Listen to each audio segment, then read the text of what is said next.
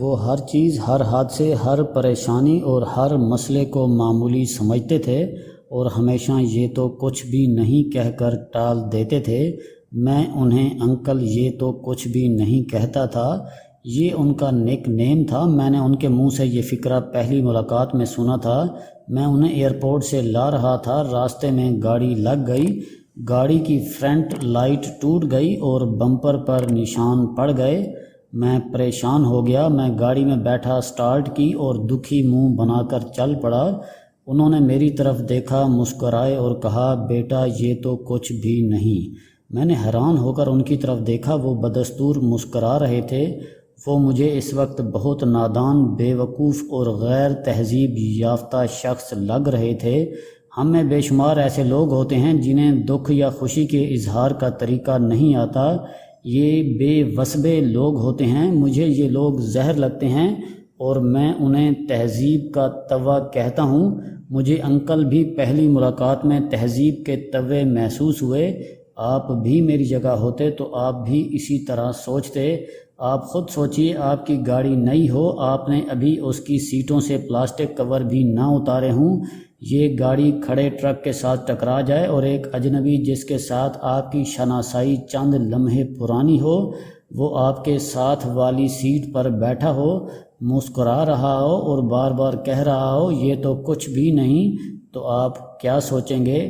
میں بھی اس وقت وہی سوچ رہا تھا جو آپ سوچ رہے ہیں۔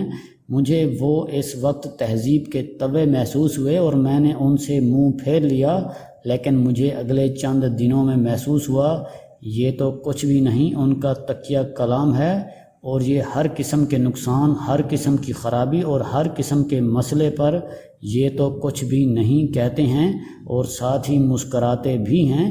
میں بات آگے بڑھانے سے پہلے آپ کو انکل کا بیک گراؤنڈ بھی بتاتا چلوں۔ یہ انکل میرے ایک دوست کے تایا تھے۔ میرا یہ دوست بیرون ملک رہتا تھا، ان کے تایا کراچی میں اکیلے تھے۔ میرے دوست نے مجھے فون کیا اور مجھے کہا، میرے تایا علاج کے لیے اسلام آباد آ رہے ہیں، تم انہیں چند دن کے لیے اپنے پاس رکھ لو۔ میرے پاس انکار کی کوئی گنجائش نہیں تھی۔ میں نے تایا جی کو ایئرپورٹ سے لیا، چند دنوں کے لیے ایک کمرے کے فلیٹ کا بندوبست کیا اور تایا جی کو اس فلیٹ میں رکھ دیا۔ اور اس کے بعد میرے برے دن شروع ہو گئے۔ میں صبح اٹھ کر انکل کو ناشتہ کراتا اور اس کے بعد انہیں مختلف حکیموں، مختلف بابوں اور مختلف درباروں پر لے کر جاتا۔ میں گاڑی میں بیٹھ جاتا اور انکل درباروں، بابوں اور حکیموں کی محفلوں میں چلے جاتے۔ میں 2-3 گھنٹے گاڑی میں اونگتا رہتا۔ انکل کو دوپہر کا کھانا کھلانے گھر واپس آتا، چند گھنٹے سوتا، انکل کے لیے رات کے کھانے کا بندوبست کرتا اور رات کی شفٹ میں کام کرنے کے لیے دفتر چلا جاتا۔ اس دوران ہر بری بات، ہر حادثے اور ہر مسئلے پر ان کا ایک ہی ریسپانس ہوتا، یہ تو کچھ بھی نہیں، اور میں دل ہی دل میں اس وقت کو کوسنا شروع کر دیتا جب میں نے انکل کو ریسیو کیا تھا۔ لیکن ان تمام قباحتوں کے باوجود انکل دلچسپ انسان بھی تھے۔ یہ دنیا جہاں کی باتیں سناتے تھے۔ انہیں بے شمار کتابیں ازبر تھیں، انہیں پرانی فلمیں بھی یاد تھیں اور انہوں نے تقریباً آدھی دنیا کا سفر بھی کر رکھا تھا، اور سب سے بڑھ کر دنیا کے کسی مسئلے، کسی حادثے اور کسی مشکل کو بڑا نہیں سمجھتے تھے۔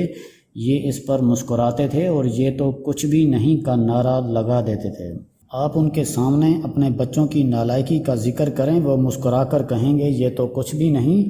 آپ ان سے اپنے باس کی زیادتیوں کا شکوہ کریں، وہ کہا لگائیں گے اور کہیں گے یہ تو کچھ بھی نہیں۔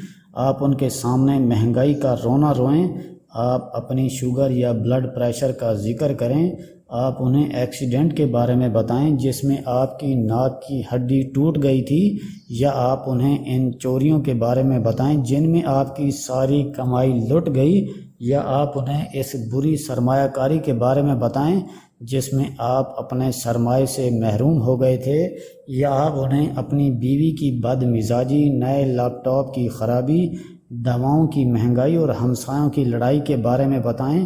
ان کا ایک ہی ریسپانس ہوگا، یہ تو کچھ بھی نہیں۔ میں نے 15 دنوں میں ان کے منہ سے یہ فقرہ اس قدر سنا کہ یہ آہستہ آہستہ میرے منہ پر بھی چڑھ گیا اور میں بھی ہر قسم کے مسئلے پر یہ تو کچھ بھی نہیں کہنے لگا۔ اس دوران انکل کا دورہ مکمل ہو گیا اور ان کے جانے کا وقت آ گیا۔ میں نے راستے میں ان سے پوچھا، انکل آپ ہر چیز کو یہ تو کچھ بھی نہیں کیوں سمجھتے ہیں؟ آپ کی زندگی میں سارے مسئلے چھوٹے چھوٹے کیوں ہیں؟ انہوں نے کہا لگایا، ہنستے ہنستے ان کی آنکھوں میں پانی آ گیا اور وہ جذباتی ہو کر بولے، یہ تھوڑی سی لمبی کہانی ہے۔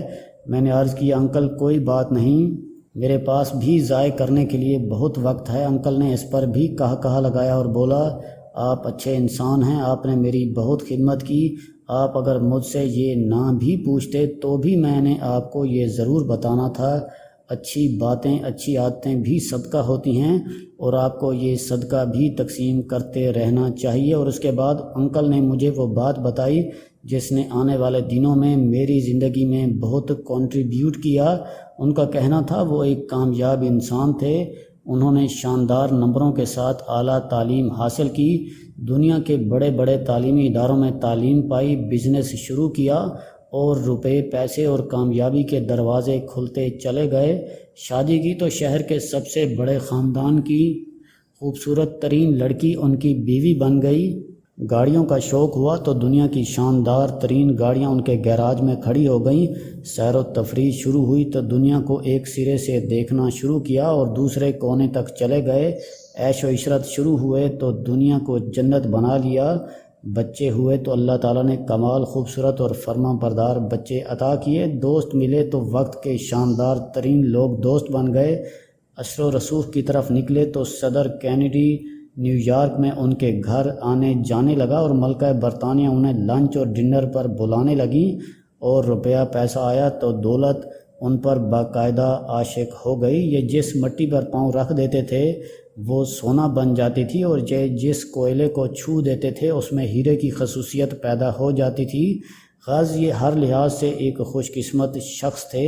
انکل کا کہنا تھا اس آسائش، اس کامیابی اور اس کامرانی نے انہیں اور ان کے خاندان کو شارٹ ٹیمپرڈ بنا دیا۔ انہیں چھوٹی چھوٹی تاخیر، چھوٹے چھوٹے مسئلے بڑے لگتے تھے۔